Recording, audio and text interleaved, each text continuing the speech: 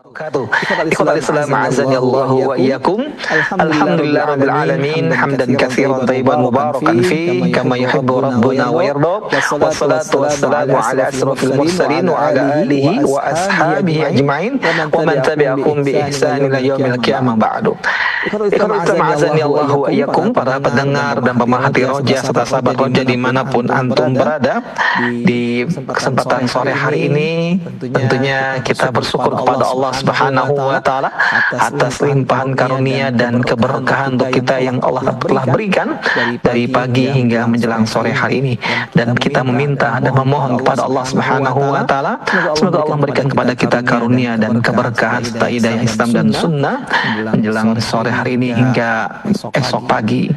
Kita sama azani Allah wa iyyakum, dan kita juga bersyukur kepada Allah Subhanahu wa taala di sore hari ini kita kembali akan menyimak satu kajian ilmiah yang membahas dari kitab Bulughul Maram, buah karya dari Al-Imam Al-Hafidz Ibnu Hajar Al-Asqalani rahimahullahu taala.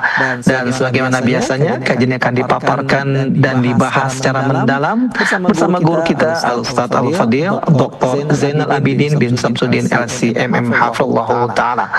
Dan pada sore hari ini beliau akan mengangkat tema tentang tata cara Qada Salat Idul Fitri. Dan ikhwan Islam azani Allah wa iyyakum, setelah kajian disampaikan oleh beliau kami membuka sesi interaktif soal jawab, dan bagi Anda yang ingin bertanya secara langsung Anda bisa menghubungi kami di 0218236543, ataupun Anda dapat kirimkan pertanyaan Anda di layanan pesan singkat melalui WhatsApp di 0218236543. Tanpa berlama-lama lagi kita akan simak kajian ini, dan alhamdulillah kami telah terhubung dengan Ustadz yang saat ini berada di Masjid Islamic Center Ibnu Hajar Cipayung, dan kita akan simak bersama. Kepada Ustaz kami persilakan, falyatafadhal maskuran.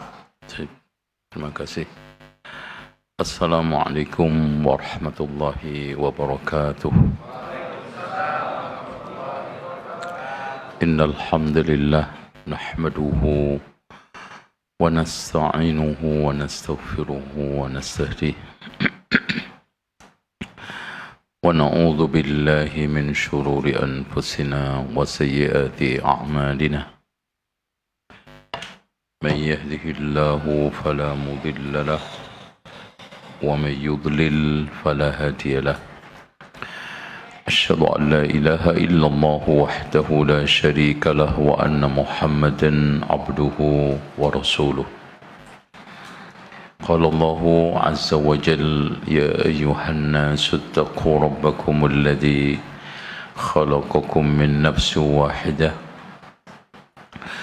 وخلق منها زوجها وبث منهما رجالا كثيرا ونساء واتقوا الله الذي تساءلون به والأرحام إن الله كان عليكم رقيبا. وقال تبارك وتعالى يا أيها الذين آمنوا اتقوا الله حق تقاته ولا تموتن إلا وأنتم مسلمون. وقال سبحانه وتعالى يا أيها الذين آمنوا اتقوا الله وقولوا قولا سديدا يصلح لكم أعمالكم ويغفر لكم ذنوبكم ومن يطع الله ورسوله فقد فاز فوزا عظيما. فإن خير الحديث كتاب الله وخير الهدي هدي محمد صلى الله عليه وسلم وشر الأمور محدثاتها وكل محدثة بدعة وكل بدعة ضلالة وكل ضلالة في النار. Sebelum saya memasuki hadis tentang tata cara mengqadha salat Id baik Al-Adha maupun Fitri, saya ingin mengingatkan kepada antum hikmah di balik qadha. Jadi qadha itu sebetulnya antum dikasih bonus umur untuk diberi lagi kesempatan ibadah. Dan Rasulullah sallallahu alaihi wasallam menegaskan maghbunun fihi ma katsirun minan nas ni'matani maghbunun fihi ma kathirun minan nas as-sihhatu wal farah. Ada dua kenikmatan di mana dengan dua kenikmatan itu banyak manusia yang tertipu. Ya. Yaitu sehat luang. Saya enggak menegur antum, saya ingin menegur diri saya karena umur tinggal selangkah. Ya.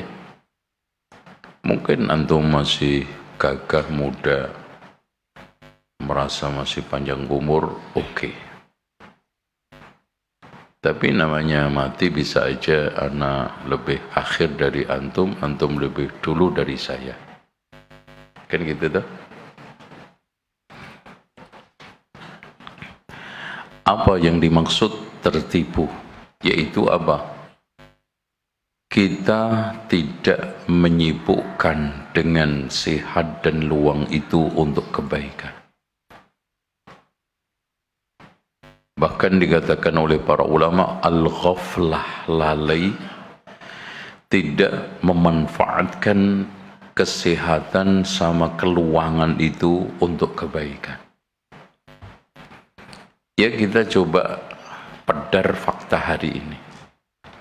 Hari ini aja. Dan kata para ulama, hari itu memang ada 3 hari kemarin. Sudah berlalu, tinggal hisabnya. Sekarang tinggal amal apa yang terbaik kita lakukan, besok nggak tahu.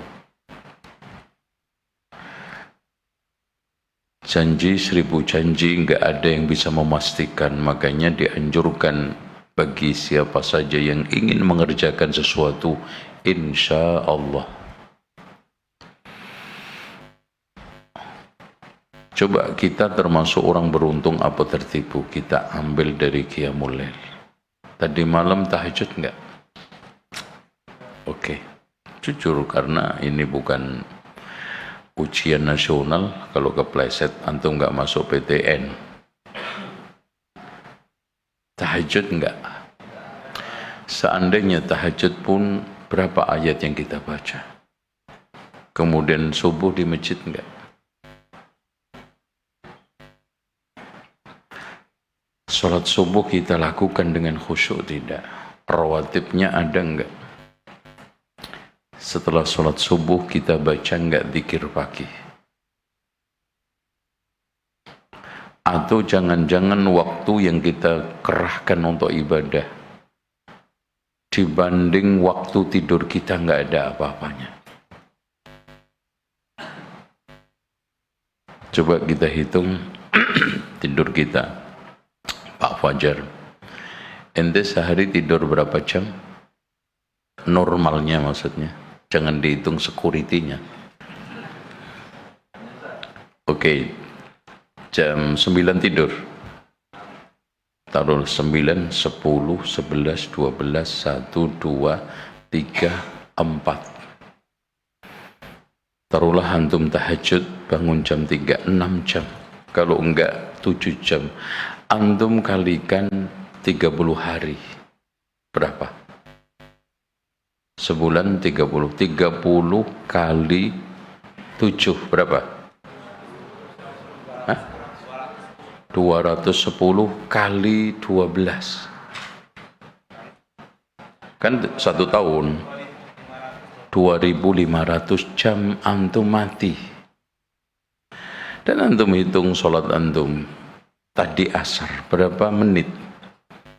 Antum sholat 10 menit aja udah setara dengan malaikat.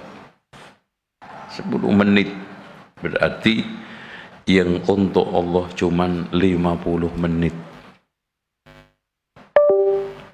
Al-Quran kita baca berapa juz hari ini? Sementara pertanyaan simpel, Allah menciptakan bulan berapa rata-rata? 1 bulan 30 hari. Al-Quran Allah turunkan berapa juz? Ngerti nggak juznya? Jangan sampai calon kepala desa yang ya, lagi kampanye pilkades di antara kunjung ke rumah tahfidz untuk mendapatkan dukungan supporting kan otomatis. Ayo santri-santri sekarang siapa yang hafalannya terbanyak, nanti ibu kasih hadiah. Oh, unjuk saya berapa? 20 juz, Masya Allah. Ada lagi? Ada bu, 25, Masya Allah. Ada lagi nggak? 30, wah hebat nih. Kurang berapa juz lagi deh ini? Subhanallah. Udah 30 masih kurang berapa? Karena nggak pernah baca Quran, karena nggak pernah tahu Quran. Makanya Al-Quran itu dinamai Allah Al-Quran dari kalimat qiraah, dibaca. Makanya saking pentingnya untuk dibaca, Allah meloloskan ngerti nggak ngerti dapat pahala. Itu nggak ada kalau nggak baca Quran. Antum aja Pak, baca hadis, ngerti aja nggak dapat pahala secara huruf per huruf. Tapi Al-Quran, dengarkan firman Allah, man qara'a harfan min kitabillah falahu bihi hasanatun fal hasanatu bi asyri amsalihha fala aqulu alif lam mim harfun walakin alif harfun lam harfun min harfun. Siapa yang membaca satu huruf dari kitabullah akan mendapatkan satu kebaikan dilipatkan 10 kali. Aku tidak mengatakan alif lam mim satu huruf, tapi alif satu huruf. Dari mana kita bisa mengatakan paham nggak paham dapat pahala? Alif itu nggak akan bisa tahu maknanya. Apa maknanya? Kasih Allah pahala baca alif, lam, mim. Apalagi lebih indah antum bisa menghafal. Dan kalau ada kemauan, kalau kemampuan insya Allah, kemauan, satu hari satu juz, satu hari satu ayat, apa beratnya? Berat? Nun, selesai. Nun satu ayat, Yasin satu ayat, amma yatasaalun satu ayat. Antum sambil pergi ke warung balik lagi apal tuh.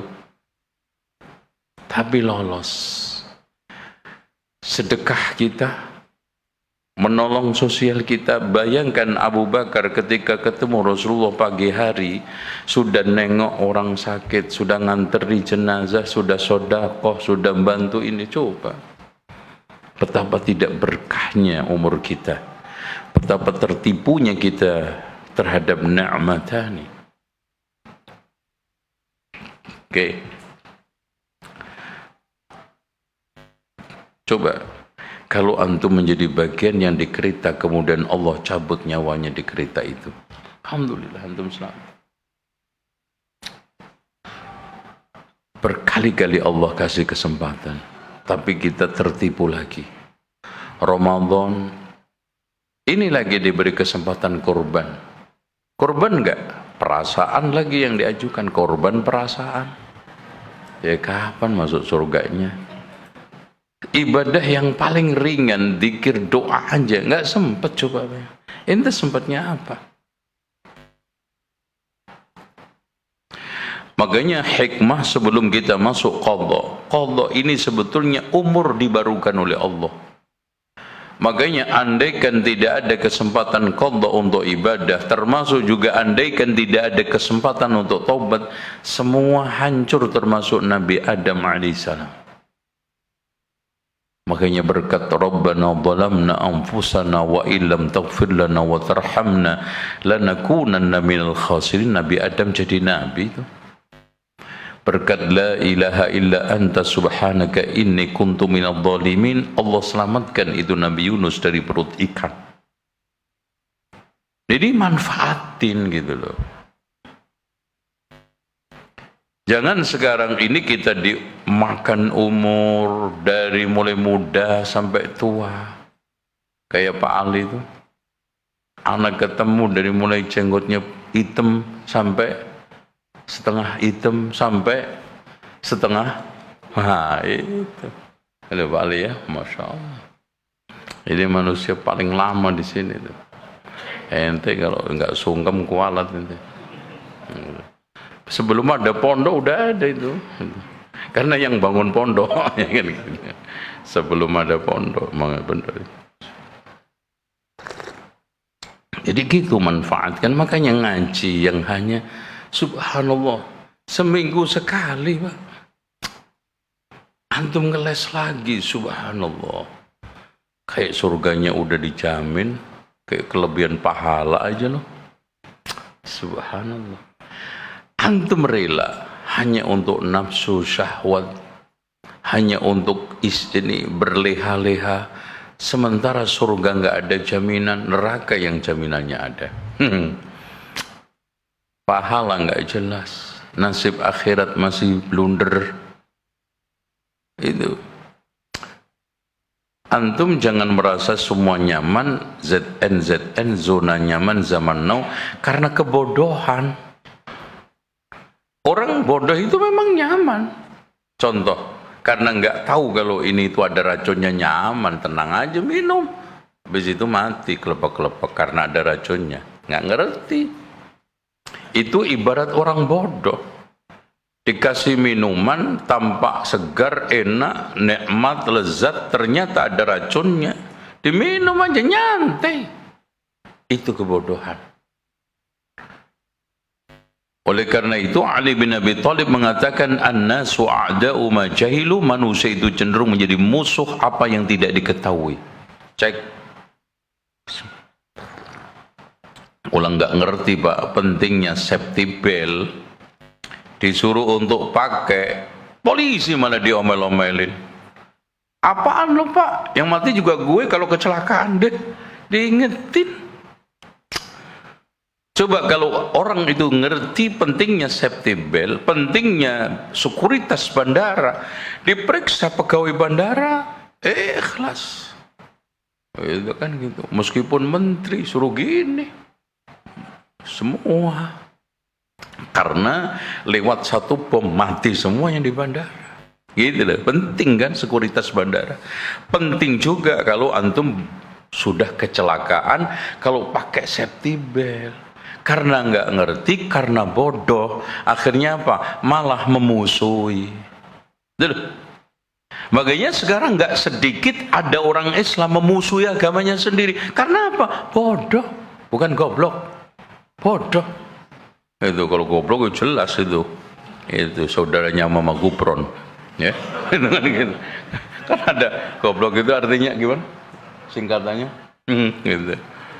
Gitu. Jancuk aja di janji Allah pasti menjadi petunjuk, disingkat gitu kan, berarti orang ngumpat-ngumpat boleh. Jancuk itu janji Allah pasti menghasilkan petunjuk, parah. Makanya jangan ngintip-ngintip YouTube, gendeng bareng sampean ya. Oke, kembali lagi. Nah, kita sekarang ini hukumus shalah. Idza lam yu'lam bil 'id illa ba'da zawal. Hukum salat Id, kalau kita itu tidak mengetahui Idul Fitri ternyata kecuali setelah tergelincir, setelah duhur baru tahu kabar ternyata hari ini udah hari raya. Tuh. Itu keterlambatan informasi bisa aja, karena apalagi zaman dulu belum ada teknologi canggih, belum ada macam-macam itu.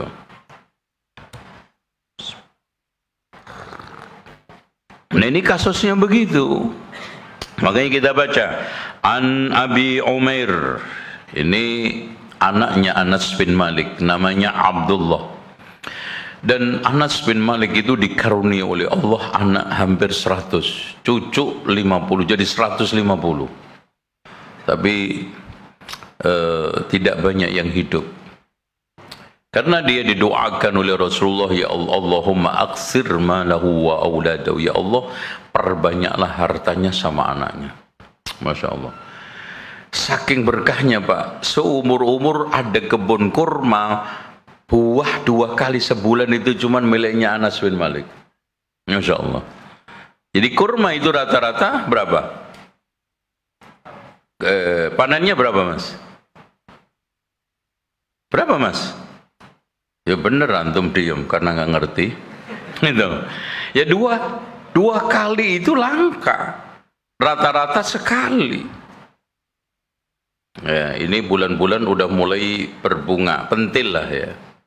Mei pentil, udah mulai gede, akhir nanti Juni udah mulai besar, awal Juli itu udah mulai rutop menguning. Nah, nanti Agustus sudah mulai bisa dipanen. Nah, kalau mau diambil rutopnya Juli akhir itu, kemudian dimasukkan ke dalam wadah, lalu dimasukkan freezer supaya apa? Nggak hancur. Itu ini kurma, anaknya Masya Allah ya, istrinya ya 4 pasti. Tuh. Nah, An Abi Umair, anaknya yang jadi ulama besar ini. Kalau Abu Umair ini tabi'in sigar. Anaknya yang jadi ulama diantaranya adalah Abu Bakar ibnu Anas, Ubaidillah ibnu Anas, Nadir ibnu Anas, dan juga termasuk Abdullah ibnu Anas. Dan dia juga didoakan oleh Rasulullah panjang umur. Makanya di antara sahabat paling akhir meninggal dunia di Syam. Di mana? Di Irak. Bahkan beliau sampai jompo ketika pada waktu akhir hayatnya itu nggak bisa puasa, bayar fidyah. Jadi caranya bayar fidyah itu dikumpulkan fakir miskin 30 langsung dikasih makan untuk 30 hari. Nah, itu caranya boleh begitu. Kalau antum bayar fidyah, punya utang 5, kumpulin fakir miskin 5, kasih makan sekali udah. Punya utang 10, kumpulin 10, kasih makan, selesai. Itu makan sekali ya, enggak 3 kali gitu. Kalau 3 kali seneng Mas Santo nanti. Oke.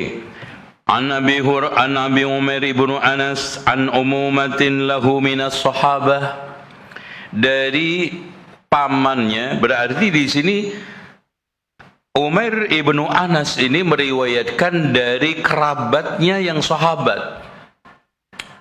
Karena beliau ini menemui beberapa sahabat, sempat menemukan sahabat, makanya tabi'in, orang yang ketemu Nabi masa hidupnya namanya sahabat. Orang yang ketemu sahabat tapi enggak ketemu Nabi namanya tabi'in, yang ketemu tabi'in namanya tabi'ul tabi'in. Gitu ya. Nah, di sini di dalam kaidah periwayatan sedikit, tidak terlalu kita perdalam, tidak disebutkannya nama sahabat ini tidak mengapa, karena aslinya sahabat itu adil. Makanya jahalatus sahabat itu tidak membahayakan riwayat.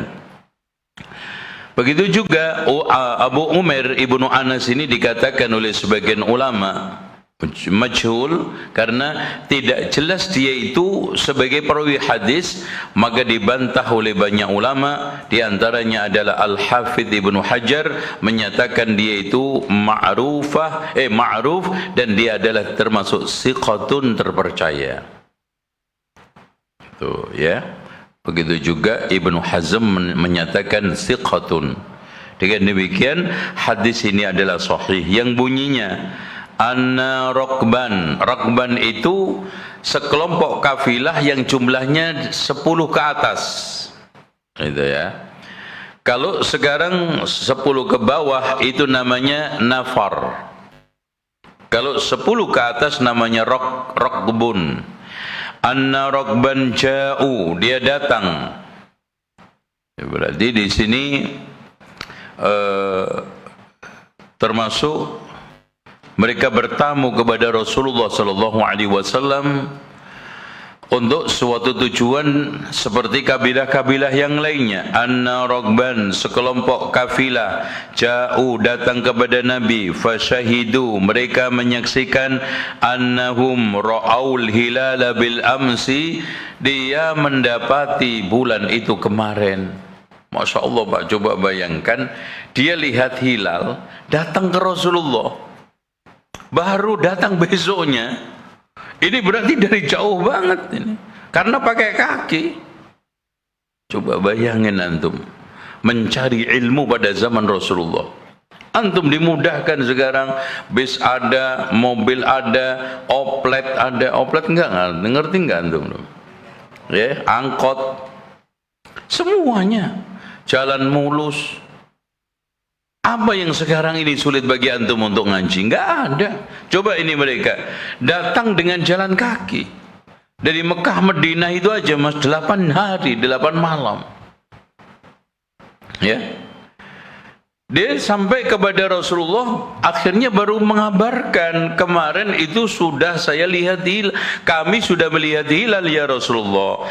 Makanya akhirnya fa'amarahumun Nabi, Rasulullah SAW memerintahkan mereka sahabat yang ada an yuftiru, berbuka. Ya, ini memberikan satu hukum bahwa siapa yang baru mendapatkan kabar Idul Fitri kecuali di pertengahan hari, berarti kan dari pagi puasa, ketika saat dia mendengarkan kabar tersebut harus membatalkan puasanya, nggak boleh lanjut. Karena Rasulullah perintahkan an yuftiru, hendaknya dia itu berbuka. Wa idza asbahu, ketika besok pagi, yaghdu, besoknya, maka mereka dianjurkan pagi-pagi ila musallahum, salat Idul Fitri. Rawahu Ahmad wa Abu Dawud wa hadza lafdhu wa isnadu sahih. Dari hadis ini kita bisa simpulkan orang yang mendengarkan kabar berita Idul Fitri terlambatnya itu dihitung keluar waktu sholat Idul Fitri, Idul Adha itu dari terbit matahari sepenggala sampai habis waktu duha. Itu waktunya. Artinya habis waktu duha itu habis waktu sholat Idul Fitri, Idul Adha. Maka dalam konteks seperti itu sholat besoknya. Kapan besoknya? Waktunya sama. Dari matahari terbit sepenggala sholat. Bahkan kalau Idul Adha dianjurkan untuk dipercepat karena biar segera nyembelih kambing. Kalau Idul Fitri agak diperlambat supaya apa? Barangkali ada orang yang belum bayar zakat fitrah, kita kasih kesempatan. Kenapa? Waktu terakhir bayar zakat fitrah itu sebelum imam naik mimbar. Tuh, Masya Allah, hikmahnya Islam tuh. Kayaknya Idul Fitri, Idul Adha cepat karena apa? Supaya cepat nyembelih, makan, gitu. Makanya hikmahnya sebelum Idul Fitri dianjurkan makan dulu karena agak sedikit molor. Kemudian yang kedua, sebagai tanda dia itu betul-betul buka, sudah nggak puasa lagi. Makanya secara umum kita diharamkan untuk puasa pada hari raya Id, Idul Fitri sama Idul Adha. Cuma dianjurkan makannya Idul Adha setelah sholat. Kenapa? Biar semangat nyembelih, semangat makan, semangatnya nyate. Itu kalau di sini maksudnya nyate. Nyate apa loh? Panitianya juga pelit. Selama ini nggak tahu nih pelit lagi nggak. Itu masa orang yang IHBS itu nggak boleh masuk. Dan siapa yang larang? Itu panitianya. Itu. Makanya kurban kalau sudah diikrarkan untuk masyarakat dibuka, cuma ditertibkan. Karena kalau nggak tertib nanti kepala hilang sebelum dibagi. Komplain dari yang punya, Pak, perasaan gue datang ke sini bawa kambing kepala ada deh. Kenapa kagak ada sekarang? Masa kambing nggak ada kepalanya, kambing apa? Itu. Kenapa? Sudah diamankan dulu oleh panitia gelap mata maksudnya. Itu kakinya juga nggak ada, marah lagi tuh yang punya, Pak, masa kambing gue kagak ada kakinya, Pak? Itu makanya di sini harus ada kesepakatan dengan yang punya, ya. Kalau yang punya minta kepala, kasih. Karena pengorban itu punya hak. Makanya Rasulullah mengatakan kepada orang yang berkorban, kulu, makanlah, berarti punya hak. Wad'imu, kasih makan orang lain. Waddakhiru, simpen. Nah, kan gitu. Siapa yang diperintahkan kulu? Yang punya korban. Gitu. Panitia harus izin. Gitu. Kadang-kadang sebelum beres semuanya udah hilang tadi, hilang kepalanya, hilang kakinya, hilang kulitnya. Itu. Terus pakai apa? Jaket apa? Itu ya. Allahu a'lam. Lanjut. Dari sini ikhwah sekalian kita bisa tegaskan bahwa orang yang tidak atau terlambat di dalam menemukan hari raya Idul Fitri, Idul Adha tadi, hendaknya sholat besoknya. Nah sekarang hadirin sekalian, yang menjadi persoalan, apakah itu sholat adaan atau qadaan? Ini qada atau ada, itu kita bahas sekarang. Apa itu artinya qada? Qada itu artinya kita itu menutup. Kalau ada, ya artinya kita itu masih menunaikan aslinya. Gitu loh. Adaan masih, bukan menutup, bukan ganti, tetapi aslinya. Ya sama juga ini perdebatan di antara para ulama, man nama an salatin aw nasiyaha falyusalliha idza dzakaraha. Barang siapa yang lupa atau ketiduran sholat, hendaknya sholat ketika ingat atau bangun. Nah, sholat ketika ingat sama bangun itu qada apa ada? Nah, di situ di antara para ulama berselisih pendapat, tetapi wallahu a'lam bishawab, ini sholatnya adalah sholat qada. Qada itu ada banyak macamnya ya. Ada banyak bentuknya. Yang pertama, taqdi 'alal fawr fi ayyi waqtin, diqadha pada waktu, diqadha segera mungkin, kapan saja. Seperti sholat 5 waktu. Waduh, anak ingat belum sholat duhur, langsung ketika antum ingat, nggak usah tunda besok, nggak usah nunggu lupa duhur, nunggu duhur lagi besok. Itu jamin masih hidup besok. Langsung ingatnya asar pada waktu asar, ingatnya maghrib pada waktu maghrib, gitu caranya. Kemudian yang kedua, taqdi fi nadhiri waqtiha, kita ganti dalam bentuk waktu aslinya, seperti sholat id tadi. Kelewatan sholat id, kita ganti waktunya seperti waktu sholat id. Waktu sholat id pagi, gantinya pagi, jadi nunggu besoknya. Ini khusus id.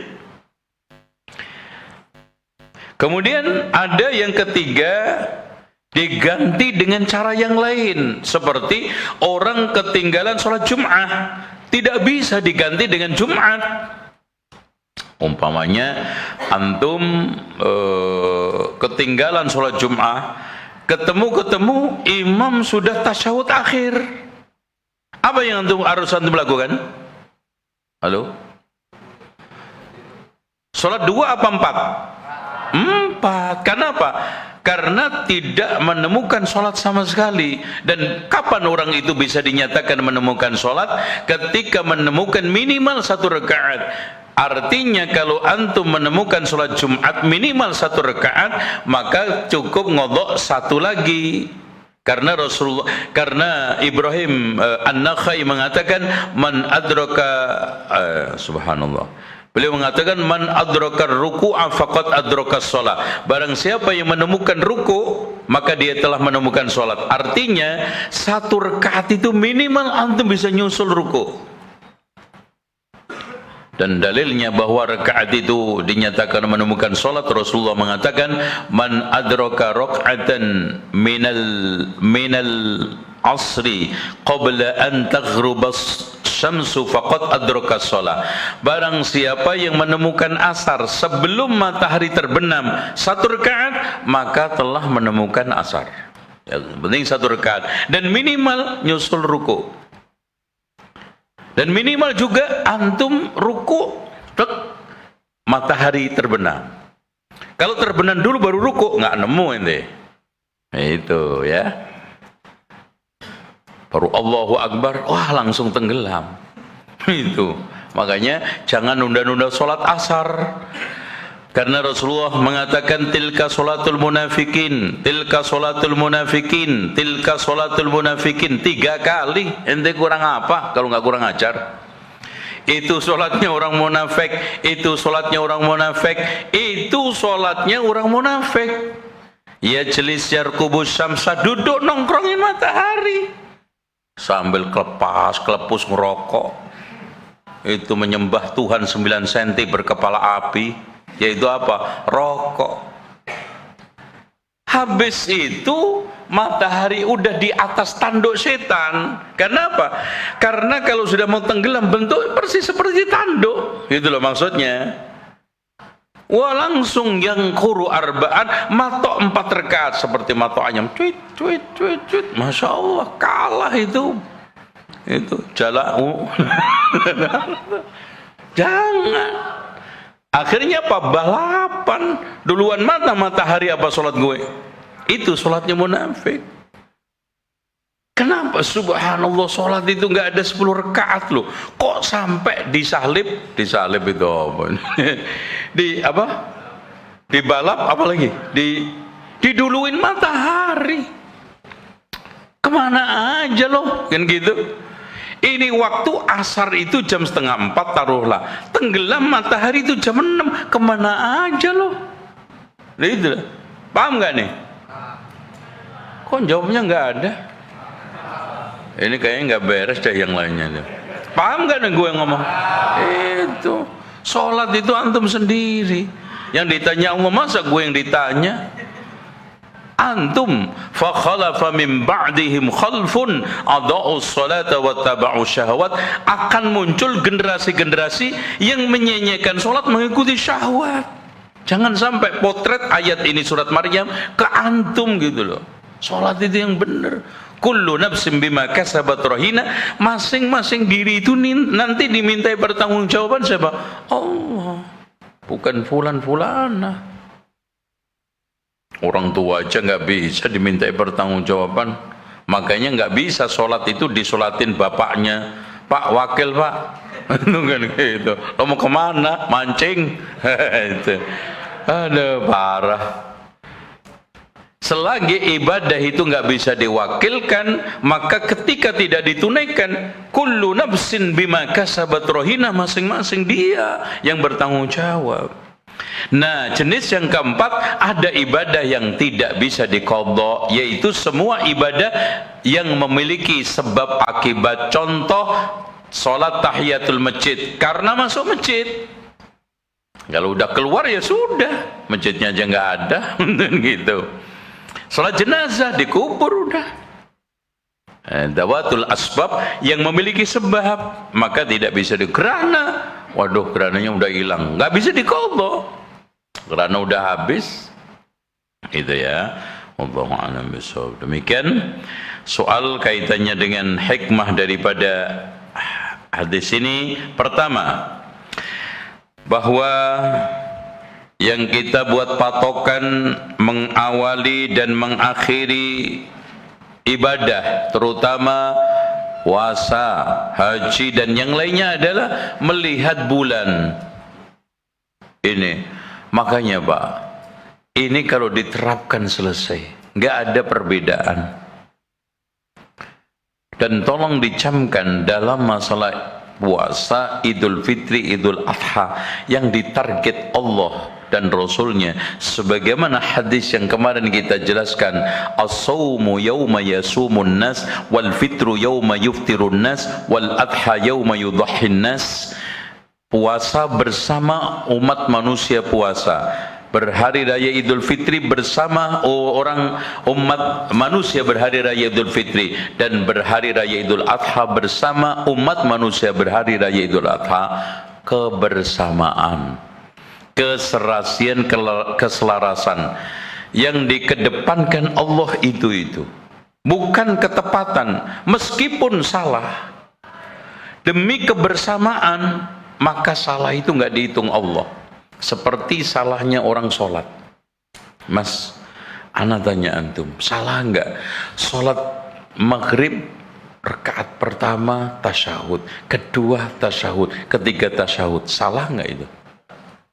Kalau antum sholat sendirian, batal enggak sholat antum?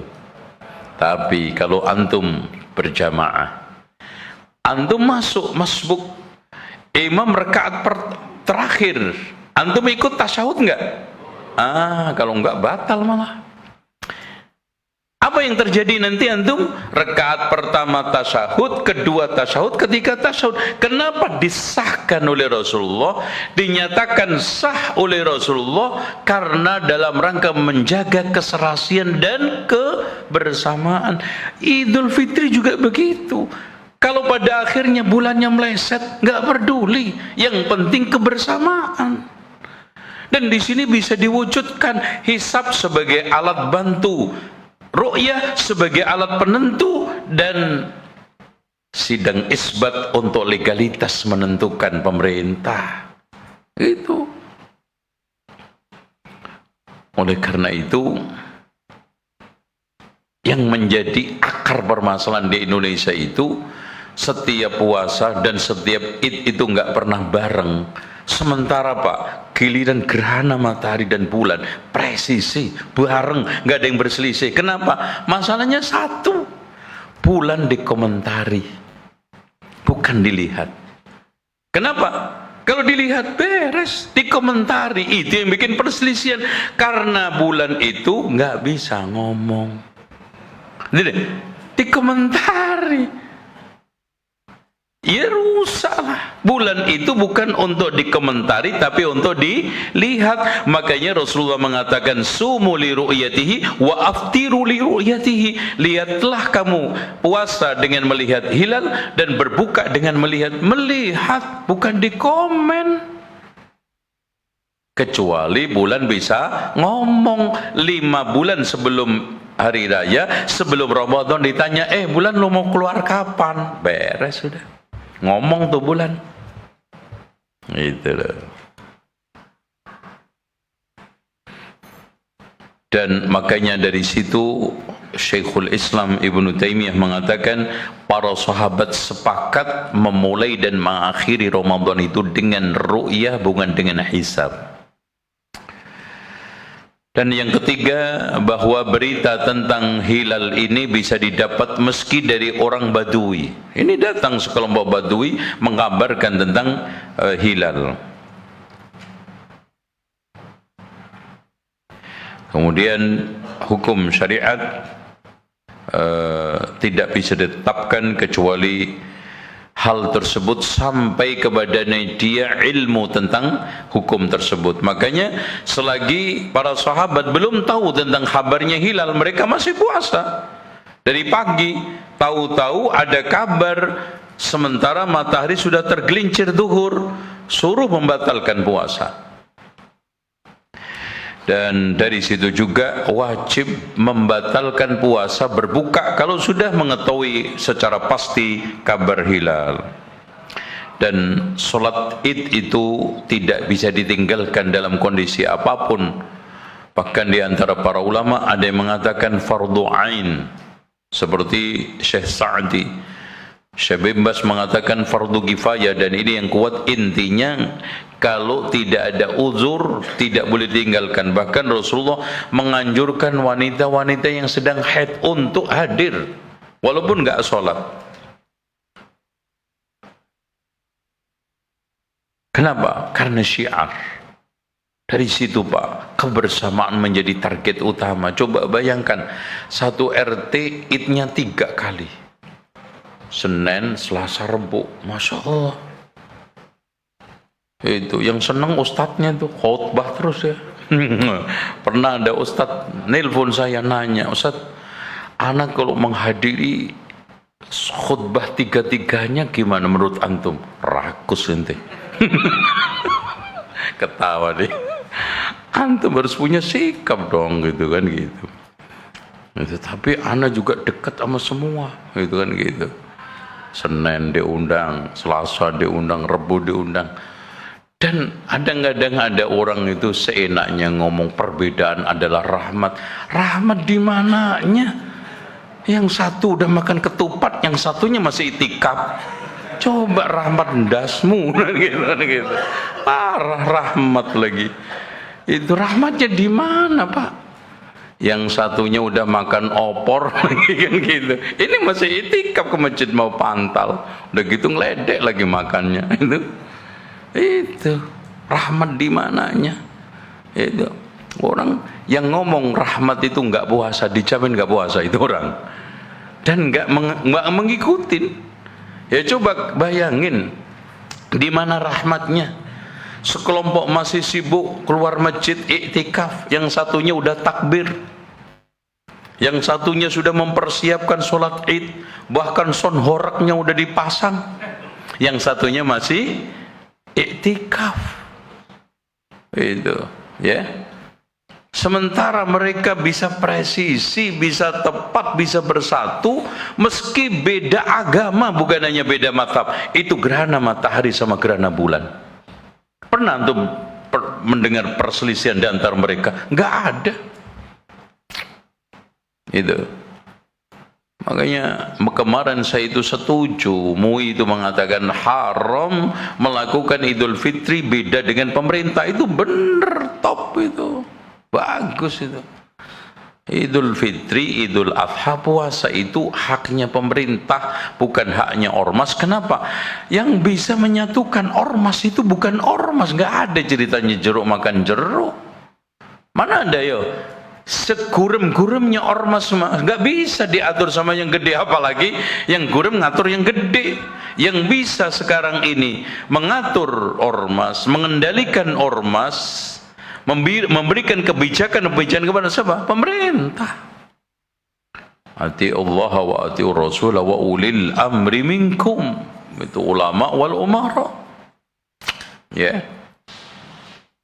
Udah ya, jadi udah nggak usah tanya-tanya lagi. Tiap tahun mau puasa, bukan kita siap-siap beli kurma, beli takjil. Mas ikut siapa? Aduh, pertanyaannya nggak enak blas. Nanti Idul Fitri juga begitu, bukan siap-siap sholat, bukan siap-siap pakai peci baru, sarung baru. Mas, antum nanti ikut mana? Sholatnya di mana? Jadi nggak enak tiap tahun pertanyaannya itu. Kenapa? Korban. Umat mayoritas ini korban. Dalilnya bukan masalah bulan, Pak. Bulan itu cuma satu kok. Dalilnya Rasulullah bertahun-tahun hari raya Idul Fitri, puasa, nggak pernah itu ada perbedaan. Abu Bakar, Umar, Utsman melakukan Idul Fitri, Idul Adha dan puasa, nggak ada itu perbedaan. Nggak usah jauh-jauh dulu. Saudi tiap tahun nggak ada itu perselisihan. Qatar nggak ada perselisihan, Kuwait nggak ada itu, Bahrain nggak ada, Indonesia itu, aduh masya Allah, itulah Indonesia, itu makanya, ada, Allahu'an. Saya kasih contoh simpel ya, meskipun salah. Kemarin kita ngikut pemerintah mulai Kemis. Iktikaf di Mekah.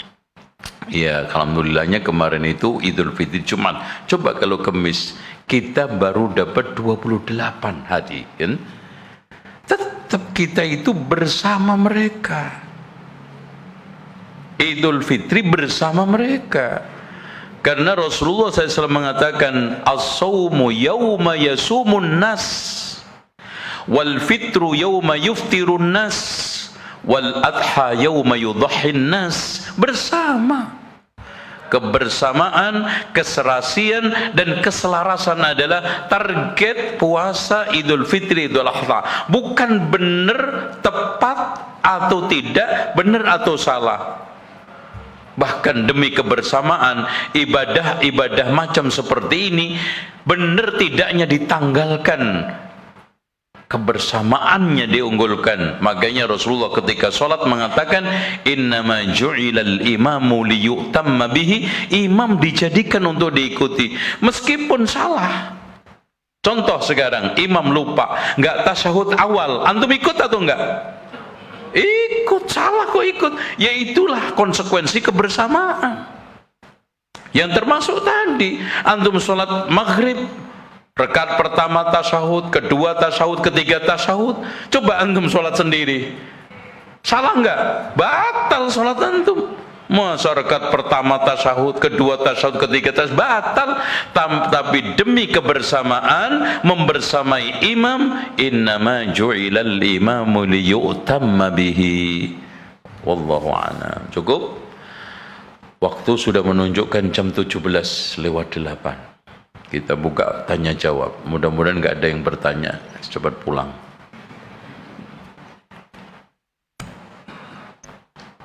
Jazakumullah khairan, barakallahu fikum atas materi yang tadi disampaikan saat di kesempatan sore hari ini tentang tata cara qadha salat Idul Fitri yang telah kita simak bersama. Dari Kota Islam azanillahu wa iyyakum, kami buka sesi interaktif soal jawab bagi Anda semua yang bertanya dalam rangka memperdalam materi yang telah beliau sampaikan ataupun juga pertanyaan lain yang ingin diajukan. Dan kami berikan kesempatan yang pertama melalui telepon di 0218236543. Kami persilakan kepada Anda yang telah terhubung. Ya, silakan.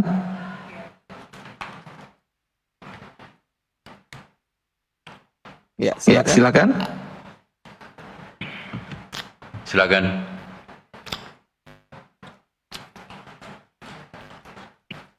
Ya. Assalamualaikum. Waalaikumsalam warahmatullahi wabarakatuh. Dengan siapa Bapak dan berada di mana? Baik Bapak, maaf Bapak cukup menyimak laptop saja Pak. Ya, silakan Pak. Ya, dari Depok. Ya, silakan Pak Salman pertanyaannya Pak. Ya. Pertanyaannya gini Pak. Ini kan yang dibahas masalah Idul Fitri, sholat Idnya. Ya. Ada yang sholatnya pertama, ada yang sholatnya itu awal, ada yang sholatnya itu belakangan. Karena tadi alasan untuk kebersamaan ya Pak. Ya.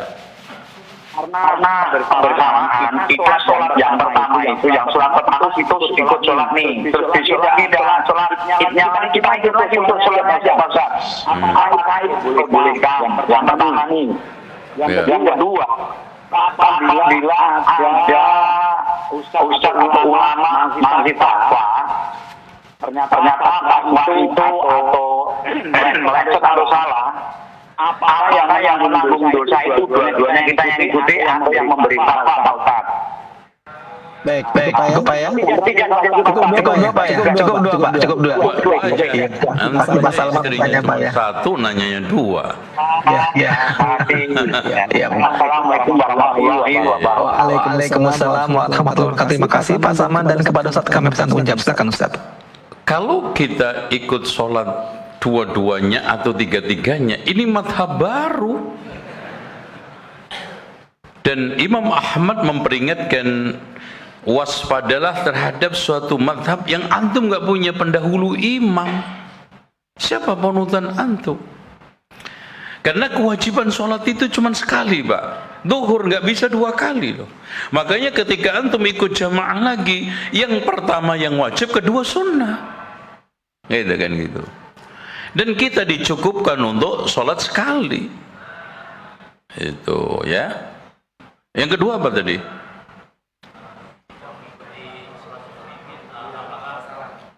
Apakah? Oh ya, fatwa yang salah. Barang siapa yang sekarang mengikuti fatwa, ternyata fatwanya salah, kata Rasulullah SAW ya, di dalam hadisnya, bahwa yang menanggung dosa itu adalah yang memberikan fatwa. Man uftiya bi ghairi ilmin fa ismuhu 'ala alladhi afta. Barang siapa yang diberikan fatwa tanpa dasar ilmu, maka yang menanggung dosanya adalah yang memberikan fatwa. Makanya hati-hati. Makanya di antara para ulama, coba bayangkan Anas ibnu Malik ibnu Anas, maaf, ditanya 40 masalah Pak, yang dijawab cuma 6. Yang lainnya wallahu a'lam. Kenapa? Karena beratnya resiko memberi fatwa. Karena tadi man uftiya bighairi ilmin fa ithmuhu 'ala alladhi afta. Barang siapa yang diberi fatwa tanpa dasar ilmu, yang menanggung dosanya adalah yang memberikan fatwa. Ya. Makanya salafun saleh, di antaranya sahabat, ketika ditanya ngelempar ke beberapa temannya sampai balik ke dia lagi. Itu.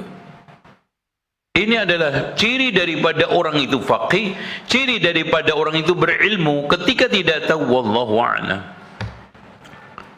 ditolak. Kenapa?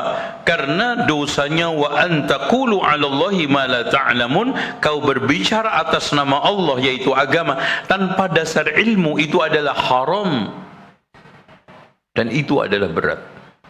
Wallahu a'lam bishawab. Yang lain? Nah Ustaz, jazakumullah khairan barakallahu fikum atas jawaban yang telah diberikan Ustaz. Kita akan angkat pertanyaan dengan pesan singkat Ustaz. Ustaz mohon Assalamualaikum warahmatullahi wabarakatuh. Ustaz mohon dijelaskan sebagaimana tadi Ustaz menyampaikan bahwasanya apabila salah fatwa seperti contohnya adalah tentang penetapan Idul Fitri dan Idul Adha, dan jika pemerintah salah maka itu menjadi tanggung jawab pemerintah menanggung jawab dosa dari rakyat yang mengikuti mereka. Bagaimana dengan fatwa ulama Ustaz, yang dimana ulama yang memanfaatkan untuk menetapkan tentang penetapan Idul Fitri yang berbeda dengan pemerintah? Apakah ketika salah yang difatwakan oleh ulama yang tidak mengikuti pemerintah, maka orang yang mengikuti ulama tersebut apakah menanggung dosanya atau ulama tersebut saja yang menanggung dosanya? Silakan Ustaz. Baik.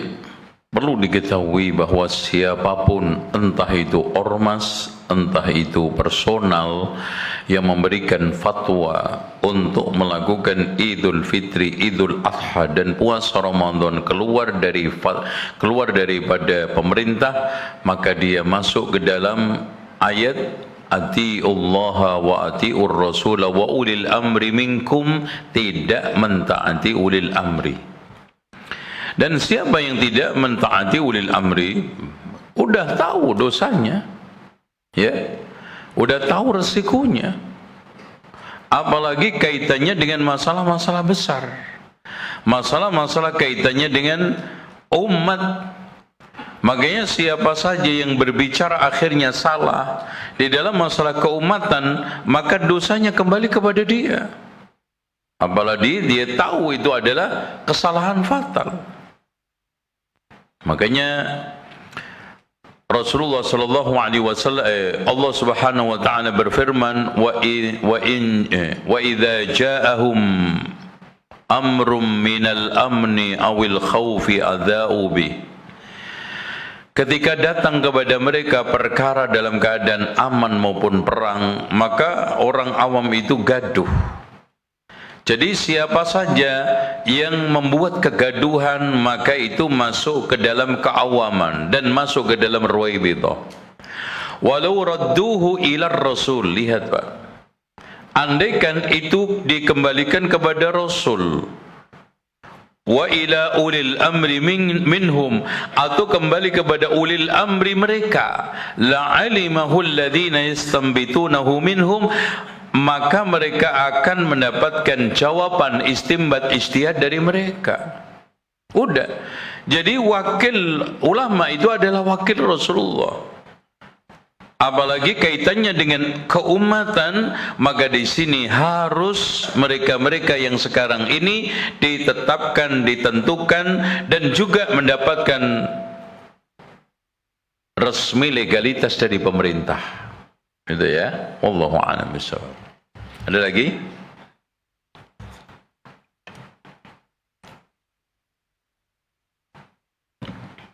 Enam Ustaz, jazakumullah khairan barakallahu fikum atas jawaban yang telah diberikan Ustaz, dan kita akan angkat pertanyaan berikutnya melalui telepon kembali di 0218236543. Kami silakan pada Anda yang telah terhubung untuk bertanya. Ya, silakan.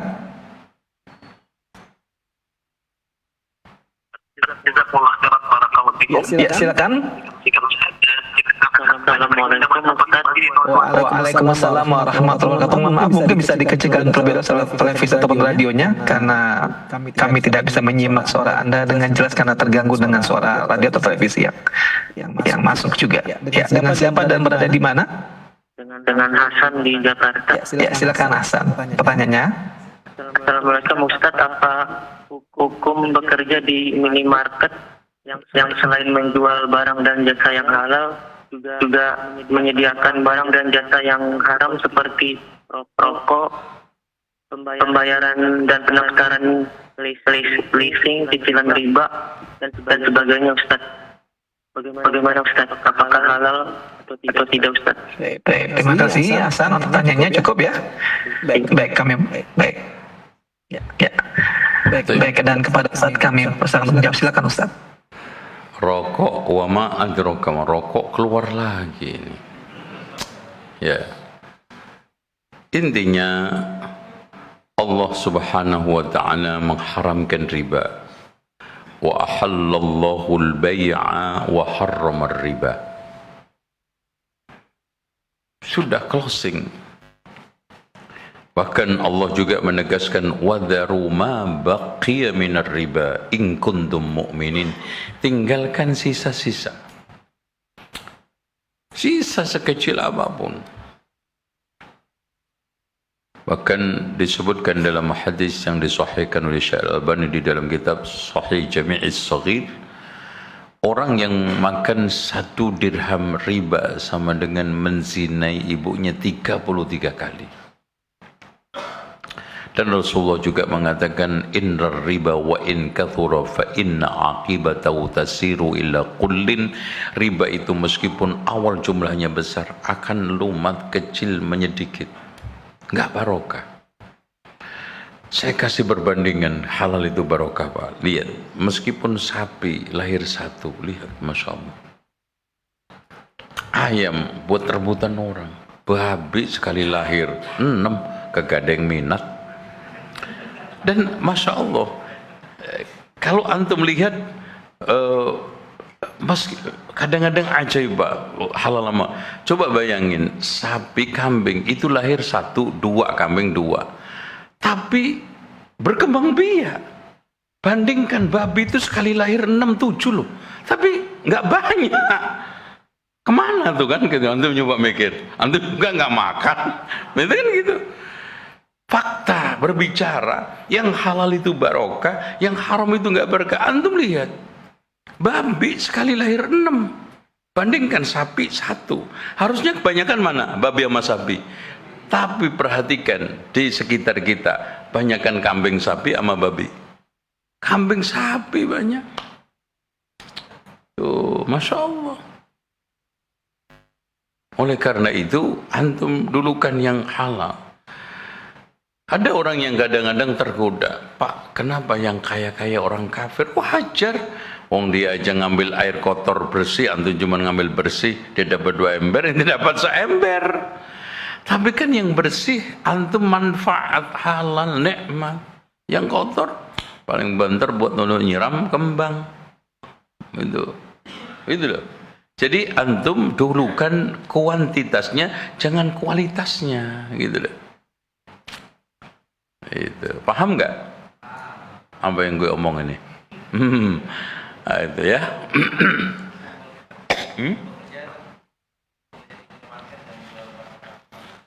Yang tadi kalau sudah haram, yang gini Pak,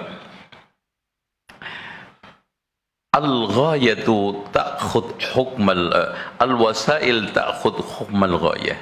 Wasilah itu mengambil hukum tujuan. Kalau sekarang barang itu haram apapun, termasuk makannya, termasuk mentransaksikan apapun, ya semua ngikut, termasuk kerja. Cari yang halal, gitu loh. Gitu ya, wallahu a'lam bishawab. Ada lagi? Nah Ustaz, jazakumullah khairan barakallahu fikum atas jawaban yang telah diberikan. Demikian jawaban untuk Hasan, mudah-mudahan dapat difahami dengan baik dan benar. Dan kita akan pertanyaan berikutnya kembali di line telepon 021 823 6543. Kami persilakan kepada Anda yang telah terhubung. Ya, silakan. Ya, silakan. Ya, Bapak Ibu sudah terhubung, silakan. Silakan, Pak. Waalaikumsalam warahmatullahi wabarakatuh. Bapak agak dikeraskan suaranya karena kami cukup. Dengan Pak siapa? Ini Pak Bustan. Pak Bustan, iya, Pak Bustan. Di Sumatera Barat. Ya, ini Ustaz. Umat Islam yang menentukan hari raya itu dengan Ustaz berisi hadis Rasulullah. Kalau dia mengerti di hari Rasulullah SAW, apakah amalnya ditolak? Syarat beramal itu ada ikhlas mengikuti Rasulullah. Sekarang dia tidak mengikuti Rasulullah. Apakah amal itu syarat rayanya itu ditolak atau bagaimana? Baik. Bapak tadi bertanya tentang Kita udah raya karena hisab gitu, Pak. Oke, sudah ketangkap. Ya. Jadi gini, Mudah-mudahan saya bisa tangkap Pak Ustaz dan kami persilakan Pak Ustaz untuk memberikan jawaban. Silakan Ustaz. tidak serta-merta kita langsung tembak bid'ah. Ya, di sini tidak juga kita bisa menggunakan kaidah otomatis. Kan Rasulullah menyuruh untuk mengikuti pemimpin. Ketika nggak mengikuti, otomatis dia bisa menjadi pugot, nggak bisa. Anti pemerintah juga nggak otomatis. Kita dudukkan hukum itu per hukum itu sendiri. Intinya, masalah soal Idul Fitri, Idul Adha, masalah puasa ini, kita mencoba diskusinya itu bukan diskusi vonis dulu. Diskusi kita ini kita ingin mencoba mengarah kepada bagaimana menciptakan kebersamaan, keselarasan dan keserasian. Itu nomor satu. Karena kalau kita lihat contoh hadis Ibnu Umar. Dari Ibnu Umar mengatakan tara'an nasul hilala, orang-orang umat manusia pada melihat hilal.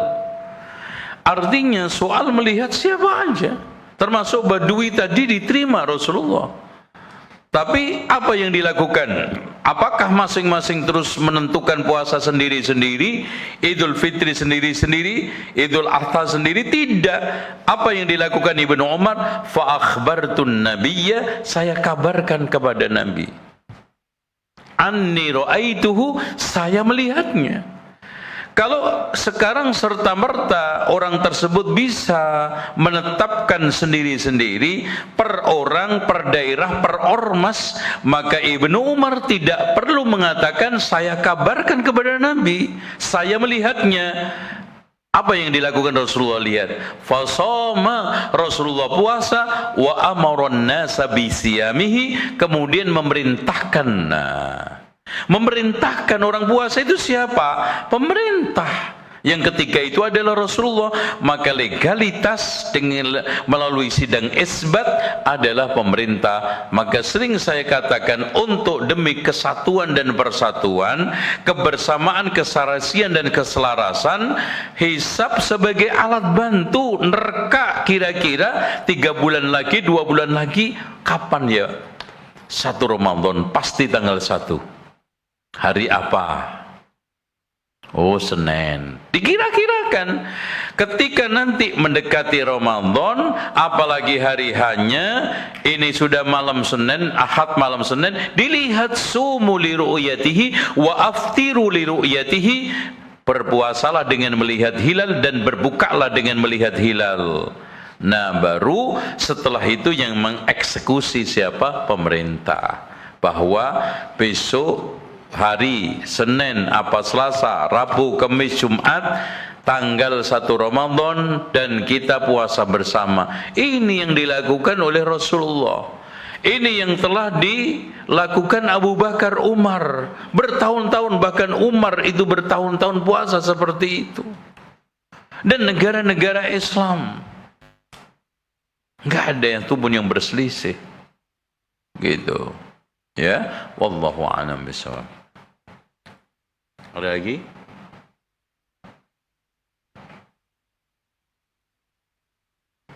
Nah Ustaz, Ya. Jazakallahu khairan barakallahu fikum atas jawaban yang telah diberikan Ustaz, dan kita akan angkat satu pertanyaan terakhir di perjumpaan sore hari ini. Ya. Kami pesan Anda yang telah terhubung untuk bertanya. Ya, silakan.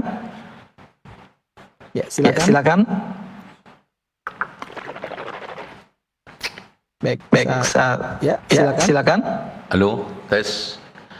Halo. Kita angkat satu pertanyaan melalui ya, silakan. Assalamualaikum. Waalaikumsalam warahmatullahi wabarakatuh. Dengan siapa Bapak dan berada di mana? Dari Bapak Ibrahim dari Bogor. Bapak Samsi dari Bogor, silakan Pak. Ya, silakan. Saya perlu bertanya Pak. Ya, silakan Pak. Jual beli barang. Sering saya beli barang yang dikatakan nggak nyata seperti Ya, seperti beli apa di tanah, beli yang di tanah, beli barang-barang yang tidak kelihatan dan apa saya borong apakah itu halal atau enggak demikian. Baik. Ya, Gimana? terima kasih Pak. Pertanyaannya Pak Samsi, dan kepada Ustaz kami bersama menjawab. Silakan Ustaz. Ya, tanyanya Pak, coba diulangi Pak. Pertanyaannya Pak. Baik. Beli apa tadi? Ustaz, membeli barang yang tidak terlihat secara langsung Ustaz, dalam bentuk borongan Ustaz, apakah diperbolehkan, hukumnya apakah halal tidak Ustaz? Silakan Ustaz. Borongan ya. Intinya gini, kalau beli kurma, beli mangga, beli apapun, borongan itu dibolehkan asalkan satu, dibeli ba'da buduwi salahihi, setelah mateng. Kemudian yang kedua, pakai ahli yang memperkirakan.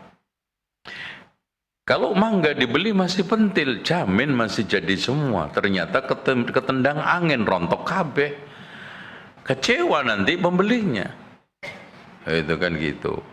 Atau nanti ternyata Masya Allah jadi semua, kecewa penjualnya. Nah kan gitu. Ternyata gede-gede, anak kira ini kecil-kecil. Ya, ternyata beda nih. Durian saya dibeli masih segini-gini, masih pentil. Durian dijual, satu kebun saya jual 100 juta. Ternyata gede-gede, montong-montong, dijual 300 juta dapat. Ya ngejar, ya kan. Coba kalau gue jual gede-gede, kemana bisa beli dong Avanza. Sekarang Avanza saja. Kan gitu. Makanya naha Rasulullah SAW bai'ath ini an bai'i thimar qabla buduwi salahiha. Rasulullah melarang jual beli buah atau bijian sebelum matang. Itu. Kemudian ketika dikira-kirakan itu harus pakai ahli, ya. Ada ahli memperkirakan rambutan satu pohon ini kira-kira sekian kilo biasanya, apalagi tiap tahun dia itu beli itu, silakan, nggak apa-apa. Karena aslinya barang-barang ini bukan ditakar, ditimbang. Kalau seandainya ada orang beli rambutan ditakar, itu hanya kesepakatan lokal aja. Karena ini barang bukan ditimbang aslinya, ditakar juga. Rata-rata yang ditakar ditimbang apa? Makanan pokok. Segala sesuatu yang aslinya itu jual belinya tidak takaran timbangan, di sini diserahkan kepada uruf untuk cara menjualnya. Mau bijian, mau takaran, mau ditimbang, karena timbangan juga kadang-kadang tangkainya masuk. Itu kan gitu. Apalagi dipersoalkan, Pak, saya kecewa Pak beli durian, ternyata kulitnya tok. Isinya kecil. Cuman 3 Pak, dibalikin nggak bisa, goror nggak bisa, karena itu uruf. Karena kalau setiap orang mau beli durian dibuka dulu nggak jadi, repot nanti penjualnya, itu batal. Kenapa? Udah dibukain, itu sawo dibukain baru dibeli. Itu apalagi apa itu namanya semangka. Ya, kan ada ahlinya. Diketok, dilihat buntutnya, baru setelah itu tangkainya sama pantatnya. Wah, ini bagus, kan gitu. Kalau untuk beli semangka kan 3 itu, 1 ditempeleng. Gitu. Makanya setiap sesuatu itu kalau ditempeleng itu jelek, kecuali semangka makin bagus tempelengannya, ditamparnya makin bagus. Wah, terus kemudian dilihat pantatnya ada kuningnya. Nah, dilihat pusarnya. Kalau lingkarannya bagus, tidak terlalu lebar, tidak terlalu kecil, berarti oke. Itu uruf, artinya orang yang ahli pasti tahu, gitu loh. Kecuali cari duren, dudak keren, nah itu lain soal tuh, Mas Anto kerjaannya tuh. Ya. Udah, oke? Cukup ya?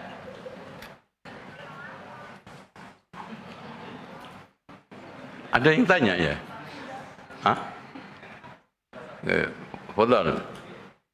Nah, Ustaz, jazakumullah khairan barakallahu fikum atas jawaban yang telah diberikan dan pertanyaan dari Pak Samsi. Ada pertanyaan terakhir di perjumpaan kita di sore hari ini. Tentunya sebelum kita akhiri perjumpaan yang penuh dengan faedah yang telah antum sampaikan, kami meminta kepada antum Ustaz menyampaikan ikhtitam. Silakan Ustaz. Baik, alhamdulillah kita bisa menyelesaikan hadis dari Abu Umair Ibn Anas tentang masalah orang yang terlambat mendapatkan kabar Idul Fitri. Maka bila didapatkan kabar ru'yah itu setelah tergelincir matahari, maka solat idnya adalah besok paginya. Dan ini statusnya adalah qadha, dan tata cara qadha tadi ada 4. Demikian, mudah-mudahan apa yang saya sampaikan bermanfaat. Kita akhiri dengan doa kafaratul majlis. Subhanakallahumma wa bihamdika asyhadu an la ilaha illa anta astaghfiruka wa atubu ilaik. Wa sallallahu ala Muhammadin wa ala ali Muhammad walhamdulillahi rabbil alamin. Wassalamualaikum warahmatullahi wabarakatuh. Waalaikumsalam warahmatullahi wabarakatuh. Kami ucapkan terima kasih banyak kepada guru kita Al-Ustaz Al-Fadil Abidin bin Samsudin LCMM Hafizallahu Ta'ala, yang telah memberikan waktu beliau di sela-sela kesibukan untuk menyampaikan materi di tengah-tengah kita semuanya dengan materi penuh faedah. Semoga Allah Subhanahu wa Ta'ala membalas kebaikan beliau, menjaga beliau, dan meluaskan kemampuan beliau sehingga semakin banyak faedah ilmu yang dapat kita ambil bersama beliau, insyaallah. Allahumma amin. Dan juga kami ucapkan terima kasih banyak untuk rekan kami Kro Roja Jelangsi dan rekan-rekan kami yang berada di IABS